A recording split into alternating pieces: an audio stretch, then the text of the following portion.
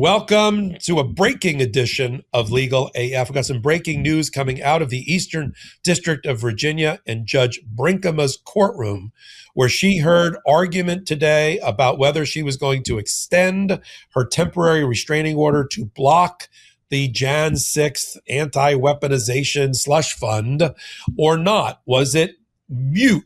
Because Todd Blanche got on with a congressional hearing and said out loud, it's dead on arrival. Yet Donald Trump is constantly talking about it not being dead on arrival.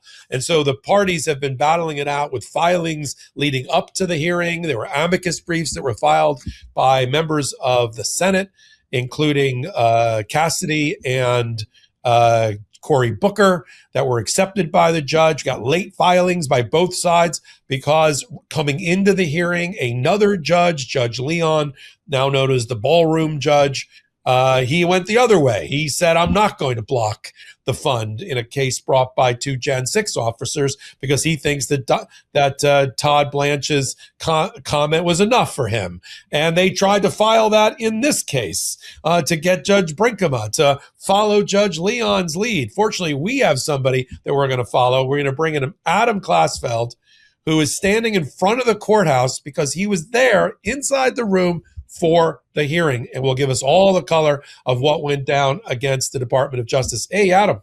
Hey, Michael, how's it going? It was a brutal hearing for the government. Just to give you a picture, as soon as it began, the attorney for the Justice Department registered his appearance saying Andrew Block for the government. Judge Brinkema's reply was, "You're a brave man, Mr. Block." And then it went downhill from there because she took out the hearing, the transcript of that hearing that you mentioned. Wait a minute. Hold it. She actually said at the top of the hearing, on his appearance, "You're a brave man." That's what she started with?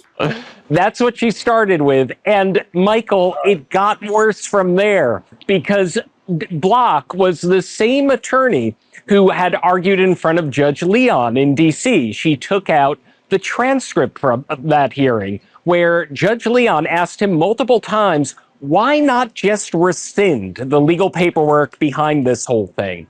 And multiple times during that hearing, Block said, I don't know, that he hadn't spoken to Todd Blanche. He just didn't have the information. So she put him on the spot, said, well, it's been 2 days. Do you know now?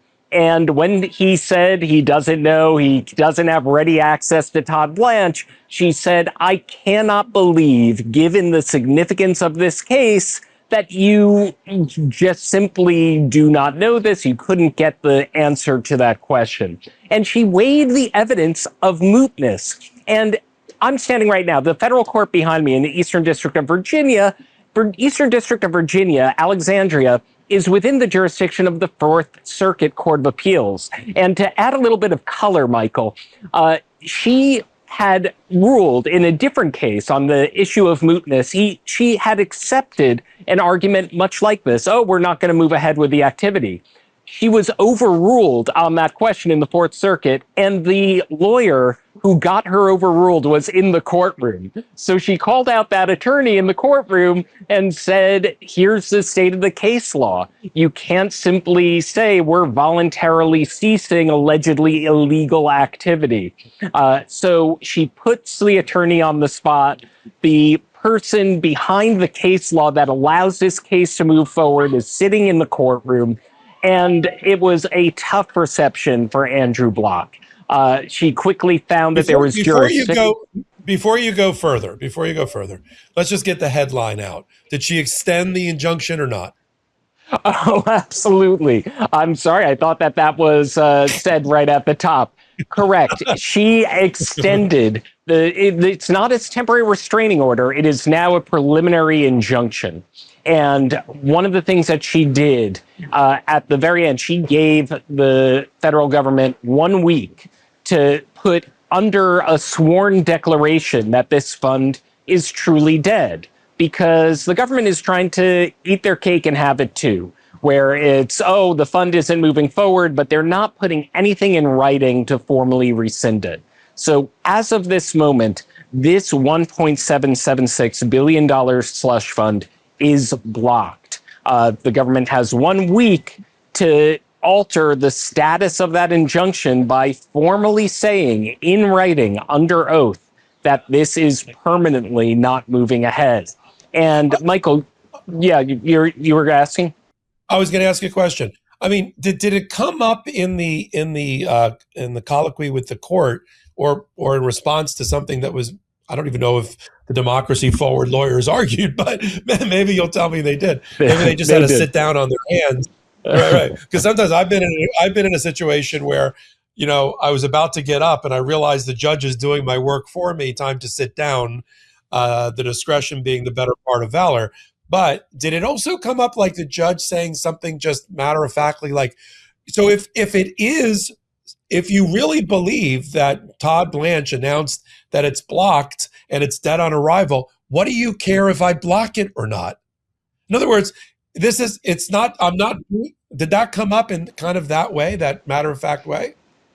It absolutely did, because the issue, the category, as you know, that comes up in a preliminary injunction hearing is balance of the harms. Where's the harm to the government if there's a preliminary injunction blocking what they're claiming is not moving ahead? And it led to one of the most memorable lines of the hearing, because Andrew Block for the government responded, well, the government faces a harm when presumptively when there is an order blocking any lawful activity. And Judge Brinkema, without missing a beat, responded, you think we're talking about lawful activity? She asked incredulously. And that's where the Democracy Forward attorney's counterargument comes up. She made the point explicitly. If what the government is saying is true, then there's no harm for an injunction that is blocking this fund, Your Honor. There's no harm in you, Your Honor, issuing a ruling granting the preliminary injunction. And the judge agreed. And that's why this fund is now blocked. That for a guy that wasn't in the room, that was a pretty good question, right? It was. And look, it's absolutely going to come up. I mean, it's the whole premise, what makes the whole argument so contradictory. You know, they're arguing for the government not to block a thing that they claim is dead. You got to imagine the judge is going to have questions about that, and she did. And one thing that I do need to emphasize again and again, in issuing this injunction, this was a less than a half-hour hearing. She just batted down government argument after government argument. First, the mootness. She goes through the transcript. She gets Block on the record saying that he has no idea why they don't rescind the paperwork behind the fund. She moves on to standing and says, I easily find standing. One of the plaintiffs in this case, Michael, is the National Abortion Federation. And the fund makes clear that among the people to be rewarded, you have January 6th rioters and folks like that. But some of the people who stand to be compensated from this fund are people who protest abortion clinics and were prosecuted under the FACE Act. They are mentioned explicitly in this weaponization fund, quote unquote. So she went through each of the things. Mootness, rejected. Standing, rejected. Balance of the harms, there's no harm to the government. And the public interest, that's when the whole amicus brief filed by Senators Cassidy and Booker, she read the conclusion of that brief out loud at the end of the hearing, pointing about how it was turning the machinery of government against the government by rewarding people who were involved in criminal activity. And so that made an impression on her. And she pointed out this is a bipartisan amicus brief by Cassidy and Booker, saying that this puts Congress in harm's way. And it was another reason, a kind of resounding note, on which she concluded the hearing and issued this injunction. Let me stop right there and catch our audience up. This was the filing where the judge 2 days ago agreed to have the amicus briefs, because a friend of the court brief, you ask for permission to have the court accept it. And some courts do and some courts don't. Depends on who's writing it. It depends on what the issues are. Sometimes you get a lot of crackpot amicus briefs written by people who just want to get their 2 cents in, written on toilet paper with crayons. And sometimes you get people like senators who want to be heard on an issue. Here's what the judge ruled leading into today's hearing on this point. She said, before the court are 2 pro se motions to file amicus briefs. And then she totally said, I'm not letting the pro se people, the people without lawyers, file amicus briefs. But also Senators Cory Booker and Bill Cassidy have filed amicus briefs. For the reasons explained below, she's granting Booker and Cassidy's motion so she can read their brief. She goes on to say, upon review, the court finds that Goodman and Campos, let me get to the amicus by the senators. By contrast, this is on page 3, the court finds that Senators Booker and Cassidy's timely brief is very useful by providing the, quote, unique perspective of current members of the U.S. Senate and explaining how the anti-weaponization fund implicates significant legal and constitutional issues, including the appropriations and appointments clause of the Constitution, as well as the separation of powers. So I want to read it, is what she said. And just on the same day, Democracy Forward, shout out to our friends Democracy Forward, led by Skye Perriman, who are the lawyers here for the plaintiff.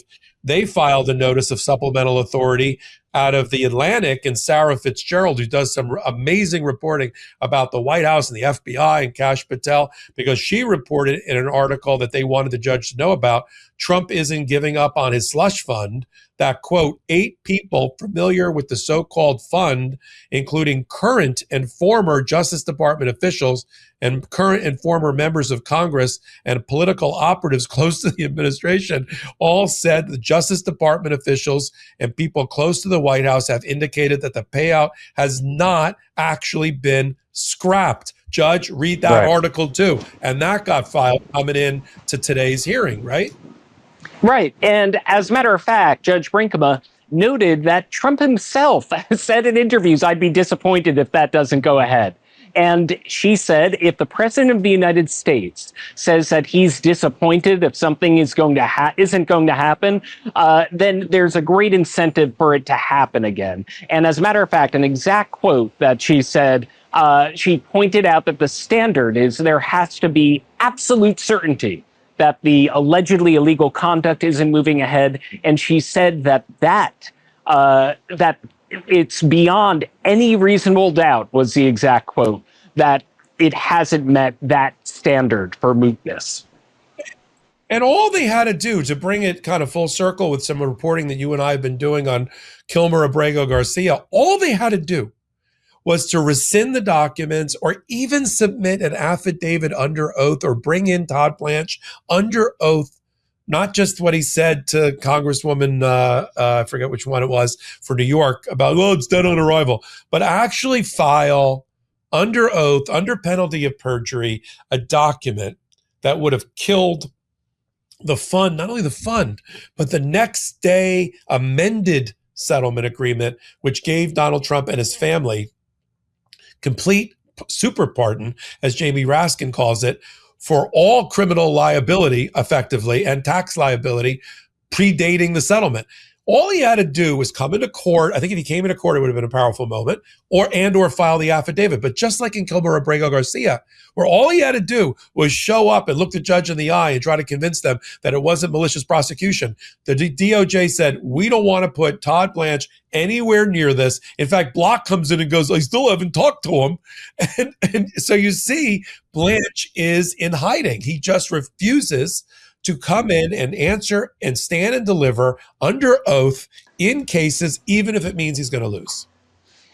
Absolutely. And it reminds me of the Ketanji Brown Jackson quote during oral arguments, where she talks about the strategy from the government of catch me if you can. And it seems like a catch me if you can moment where Todd Blanche was saying that, oh, look, we're not moving ahead and that makes it moot. But no, I'm not going to rescind it. No, I'm not going to say it under oath.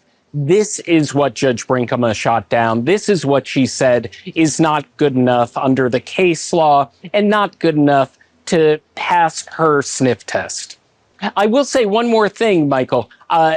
You had mentioned the order allowing the Cassidy and Cory Booker memo to come in. If you have it in front of you, I think it's worth reading aloud, reciting the first 3 sentences of the conclusion of their amicus brief, because they made quite an impression on the judge, and she closed out her hearing when she issued the injunction with those lines. So if you happen to have it in front of you, I'd have to go grab it. It's on the screen behind this. no worries, no worries.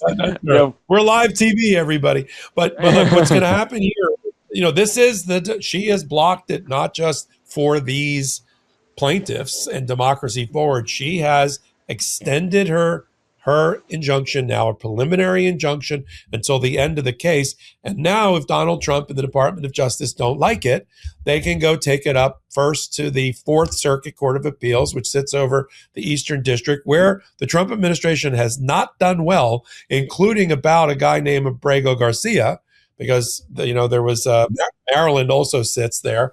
And so they've had a lot of losses at the Fourth Circuit Court of Appeals. And then if they don't like that, here we go. Another shadow docket emergency application during the summer to the United States Supreme Court that's going to have to decide if an injunction can be blocked to allow the fund to go forward and every other aspect of it while an appeal happens. I'm not sure even this Supreme Court is going to do that, but you and I will be on the case and following it closely. Anything else you wanted to end our time together for our audience of things that you picked up in the room? Like, how about like what was the body language for Mr. Block on the way out? Did anybody shake his hand?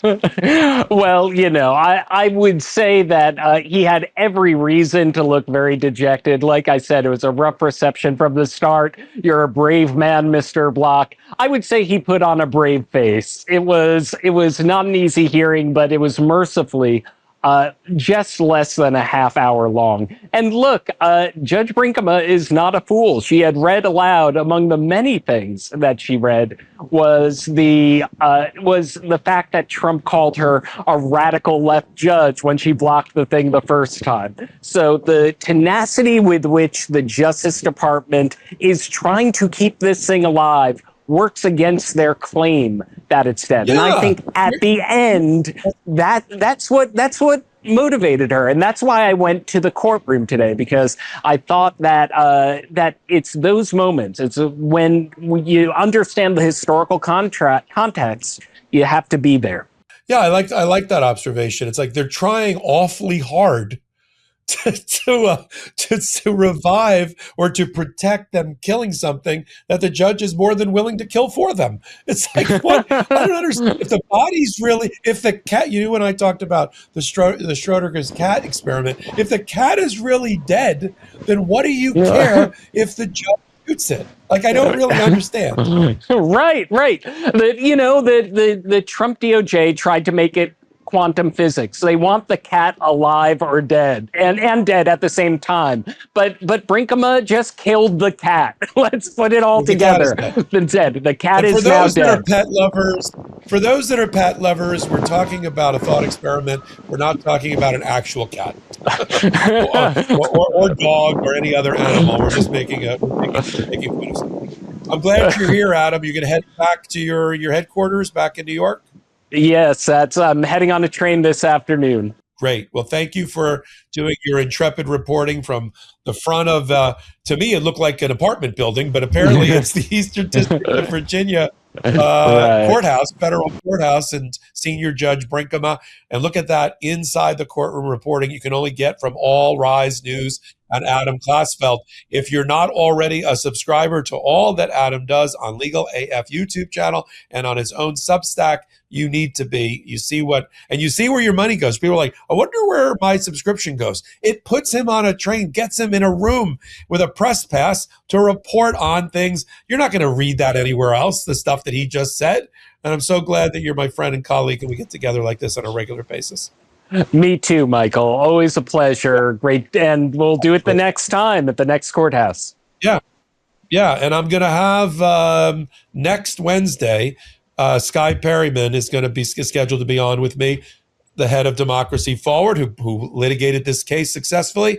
And I'm sure Right. we'll pop a champagne cork together with her interview that'll be up on the AF YouTube channel. So while you're here, support independent commentary and journalism by hitting the free subscribe button on MeidasTouch and on the Legal AF YouTube channel. Until my next report with Adam Klasfeld of All Rise News, I'm Michael Popok of Legal AF. Can't get your fill of Legal AF? Me neither. That's why we formed the Legal AF Substack.